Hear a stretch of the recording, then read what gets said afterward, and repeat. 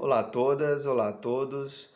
Meu nome é Helrisson, eu sou professor de filosofia, doutor em filosofia pela Universidade Federal de Minas Gerais. Estou aqui a convite do PET de Filosofia da UFSJ e esta é uma hora boa para falarmos sobre obediência e relações de poder. Bem, de início eu gostaria de propor aqui duas questões que vão conduzir um pouco aqui nossa reflexão. A primeira delas é a seguinte: será a obediência uma estratégia efetiva no nosso campo de ação política na atualidade? A segunda questão, um pouco mais simples, mas também de difícil resolução, é a seguinte: por que obedecemos? Isto é, por que nos colocamos à mercê ou por que estamos dispostos a obedecer àquilo que muitas vezes é contrário à nossa própria percepção moral e política? Bem, é pensando um pouco essas questões que o autor francês Frédéric Gros vai escrever um livrinho que se chama Desobedecer, que foi publicado aqui no Brasil em 2018. Nesse livro, o Gros ele nos apresenta um panorama geral que teria ao menos 3 motivos cruciais que, se pensássemos sobre eles, nos mostraria que o absurdo, na verdade, não é desobedecer às ordens que nos são colocadas, mas o absurdo está justamente no fato de que nós obedecemos. Então, mais uma vez, a pergunta: por que obedecemos? Sendo que nós temos ao menos esses 3 grandes motivos para pensarmos uma estilística da desobediência. Esses motivos são, segundo Gros, o aprofundamento das injustiças sociais, das desigualdades de fortuna. E aqui a gente pode pensar a origem dessas desigualdades e por que obedecemos a certas práticas que sabemos vão corroborar esses sistemas que implementam essa prática, ou esse sistema que corrobora para que essa desigualdade aconteça. O segundo ponto é a degradação progressiva do meio ambiente. Essa é a segunda colocação que, se pensássemos, nos fariam abruptamente parar de obedecer a essa ordem estabelecida como normal. E, por fim, repercutindo esses 2 outros motivos, o processo contemporâneo de criação de riquezas. Então, vocês vejam aí que, a partir dessa demonstração de que o fato de obedecermos é um fato estarrecedor, se pensarmos no quão caótico está a situação no mundo, em diversos níveis, em diversas relações individuais, interpessoais e mesmo de comunidades ou outros países, porque repetidamente insistimos nessa crença de que precisamos obedecer. A questão que surge daí, então, é como nós podemos desobedecer, né? Em pensar por que obedecemos e se decidimos, então, em desobedecer, seria preciso pensar em como desobedecer. E aí a gente já pode começar a entender aqui que a desobediência, ela não está necessariamente no campo oposto da obediência. A desobediência não é o negativo da obediência. Não se trata somente de desacatar alguma ordem ou de agir de maneira contrária, diametralmente oposta ao comando, a uma ordem que foi dada. O desobedecer implica num processo de saber em como estabelecer essa desobediência, em como praticar essa desobediência, que nos leva, portanto, a uma reflexão de nós mesmos para com os outros. como nós vamos nos deixar sermos atravessados por determinadas práticas de poder, de determinadas práticas de governo. E aqui a gente já está num vocabulário, num terreno que é Foucaultiano, que é de onde o Gros vai também estabelecer aí essa sua reflexão. E aqui eu passo para um segundo momento, que é tentar pensar, então, como essas relações de poder, elas estão colocadas para nós como uma forma de sociabilidade da qual nós não podemos escapar e que, portanto, nós precisamos pensar para poder agir sobre elas. O Foucault traz, então, dois conceitos bastante interessantes. O primeiro deles é o de governo, que vai justamente tentar dar conta dessa ideia de que as relações de poder, elas conformam maneiras de se governar, tanto do sujeito para com outros sujeitos, o que ele chama de governo dos outros, e até mesmo do sujeito em relação a si mesmo, que ele vai chamar de governo de si, criando aí uma relação intercambiável entre governo de si e governo dos outros. Junto a isso, a gente pode associar também uma outra noção que o Foucault nos traz, que é a da atitude crítica. O Foucault vai dizer que essa atitude crítica é uma maneira de ser, é uma forma de lidar com o mundo que se apresenta como um ethos característico de uma determinada época. E essa época a qual ele se refere é justamente a modernidade, de forma que a atitude crítica ela pode ser entendida como uma atitude de modernidade, uma atitude de tornar uma reflexão a partir de um comando externo numa forma de me conduzir a mim mesmo de uma maneira que eu decida, a partir da minha vontade decisória de ser governado de uma certa maneira, ou seja, de não ser totalmente governado.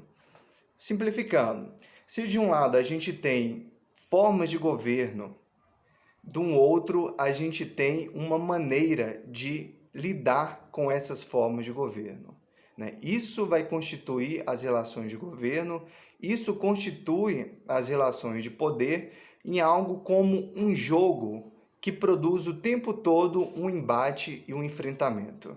Esse governo ele é caracterizado por tentar conduzir a conduta das pessoas, as nossas condutas, para que nós possamos agir de determinada forma, sempre atrelado a uma determinada racionalidade que dispõe já de um objetivo prévio.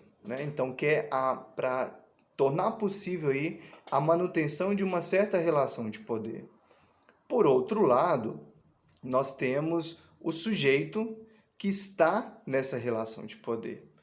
Como que esse sujeito, dentro dessa relação de poder, vai se comportar? Ele vai simplesmente aceitar toda forma de governo que lhe é imposta, sem pensar, sem refletir sobre aquilo que está sendo colocado, ou ele vai também tentar entender o que está acontecendo para poder agir conforme a sua própria vontade moral e a sua própria vontade política?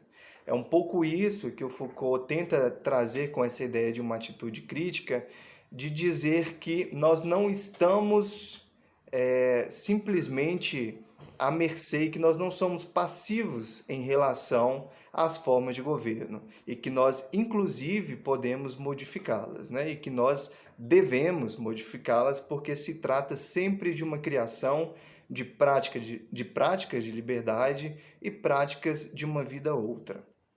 Essa atitude crítica, então, ela vai ser caracterizada por Foucault como uma indocilidade refletida, como a arte da indocilidade refletida. A atitude crítica, ela leva quase que necessariamente a um gesto de contraconduta, certamente, e a um gesto que vai passar quase sempre pela desobediência. E aqui, por isso que eu disse que não se trata de uma desobediência apenas como o sentido contrário da obediência, mas significa pensarmos estratégias e modos de agirmos que sejam distintos daqueles que nos são colocados. Cabe então a nós, ético e politicamente, pensarmos quais são essas formas de nos deixar conduzir dentro dessas relações de poder. Vocês vejam aqui que falar então de obediência dentro dessas relações de poder numa perspectiva Foucaultiana significa falar também da atitude crítica promovendo esse efeito de uma estilística da obediência.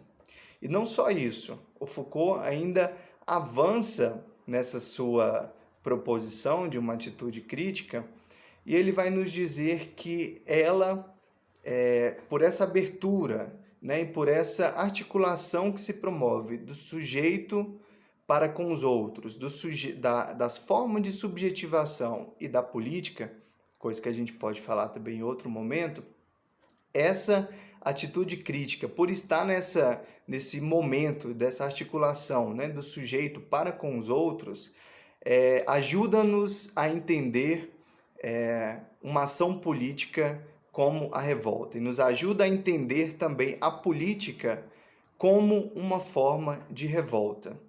Então, quer dizer, o que explica o ato desobediente?